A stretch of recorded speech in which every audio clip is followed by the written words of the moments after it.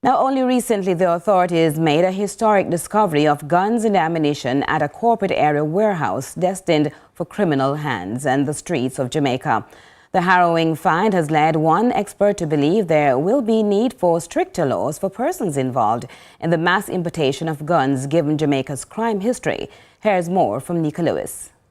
Over 220 A-grade firearms and more than 50,000 rounds of ammunition were recently seized at a location in the corporate area.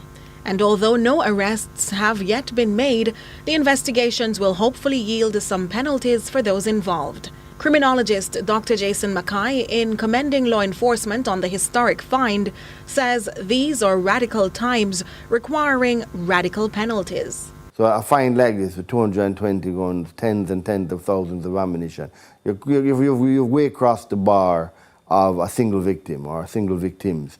You're looking on what could damage a society on a whole. Now, our biggest threat in this particular society is the gun issue. The guns are the ones killing the people. So when persons are importing them in mass, you go beyond looking on life imprisonment and 25 years. Now you have to find a way that the people will stop doing it. And the only way you're going to get that is when you have a state-sanctioned, systematic execution of persons involved in that type of activity. That alone is going to stop it from happening, nothing else.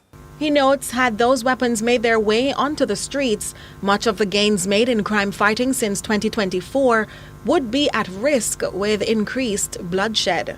If it really continues like this, it's going to have such a dramatic impact on the country where they're being armed at this rate, where guns are being sold at this rate, that you may reach to a point where they can challenge the government for control. Dr. Mackay says while those involved in this seizure may not be slapped with the measures he's proposing, he's of the view others may attempt. More guns than the parish of St. Catherine recovered last year in totality. And that is one of the most successful gun recovery parishes in the country last year. I mean, to put it in perspective, St. Thomas recovered 4 guns last year in the entire parish. You introduced 220. An even greater way to think of it, 220 guns being